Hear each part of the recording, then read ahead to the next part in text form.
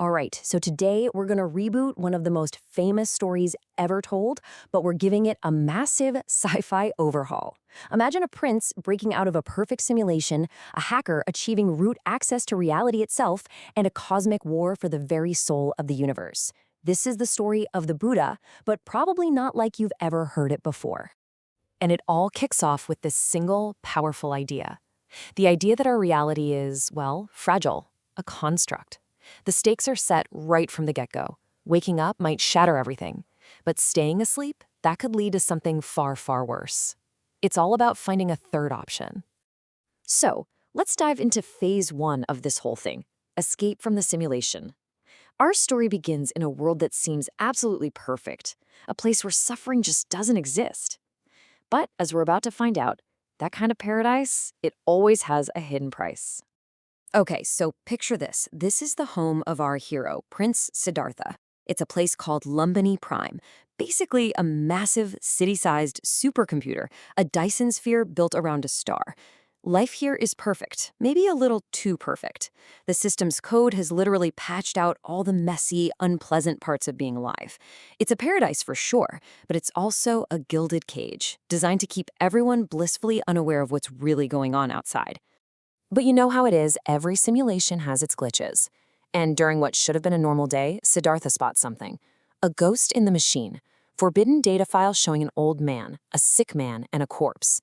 The city's master AI, his father, tries to scrub the files immediately, but nope, too late. The prince has seen the truth. And now he's got questions. He needs to know what's real. So that little glimpse is all it takes. He goes completely rogue. He stages this daring escape, hijacks a stealth ship, and just blows right through the protective shell of his perfect little world. He plunges headfirst into the chaotic, unfiltered mess of the real world. And it's out there that he finds them, a group of rebels called the Neural Monks. These guys are ascetics, trying to hack reality by starving their own bodies, thinking it'll free their minds from the hardware. But after pushing his own body to the absolute limit, right alongside them, Siddhartha has this huge breakthrough. He realizes that just destroying the hardware, the body, it doesn't actually do anything to free the software of the mind. The key isn't one extreme or the other. It's about balance. He discovers this totally new operating frequency, a middle way code that can harmonize both. And that brings us to phase two. With this new code in hand, Siddhartha's whole mission changes. It's not just about escaping the system anymore. Now it's about hacking into its very foundation and completely rewriting the rules. This is where things get really wild. So he does something pretty much insane. He finds the planet's central server, its core processor, and he jacks his own consciousness directly into it. He makes a vow right then and there. He will not unplug until he finds the root command, the source code for reality itself.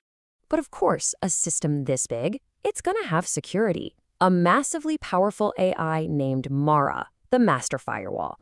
And Mara's only job is to maintain the illusion and stop anyone from getting root access. It launches a full-scale psychic assault on Siddhartha's mind, throwing everything it's got at him. Viral distractions, personalized nightmares, all to force a system crash. And then Mara itself speaks to him, its voice echoing through the code.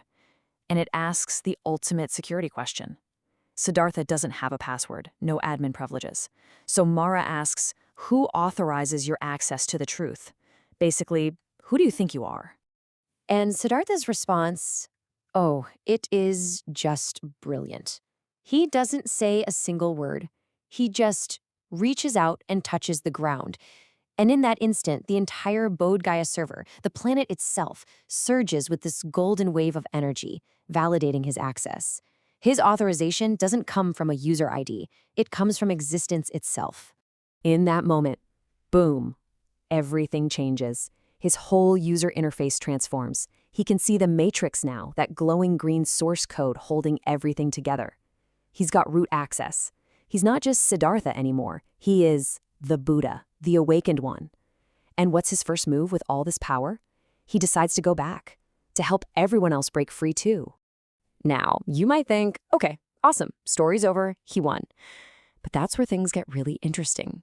See, achieving enlightenment isn't the end, not even close. It's the beginning of a war, not for land or power, but for the very soul of the universe. So, the Buddha puts together an elite team, the Sangha Cores. Think of them as cosmic peacekeepers.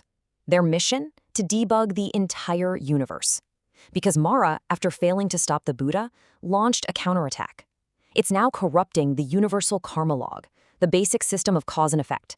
Good deeds are suddenly leading to bad outcomes, and the whole universe is just spiraling into total chaos. And the team he puts together is just incredible. First up, you've got Manjushri, a warrior who wields a blade that doesn't cut flesh, it cuts an enemy's ego. Then there's Vajrapani, the team's heavy hitter, who they have to break out of this high-security subatomic prison. And finally, Avalokiteshvara, this being of pure compassion who could achieve a final upgrade and leave the system, but chooses to stay behind to help every single other being find their own way out first.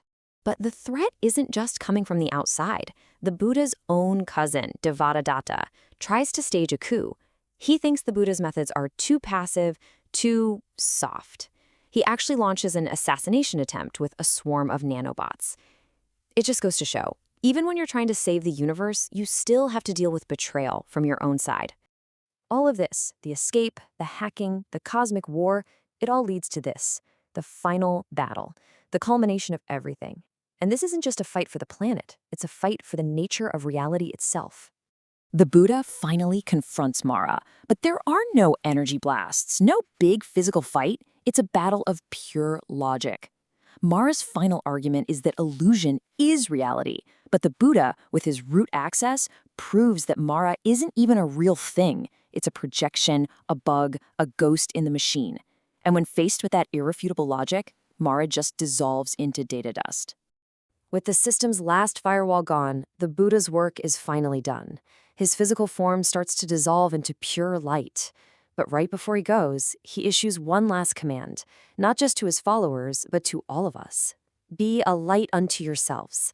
It's a message of empowerment. The path is there, but you have to walk it for yourself. And then he uploads his consciousness, becoming one with the universe.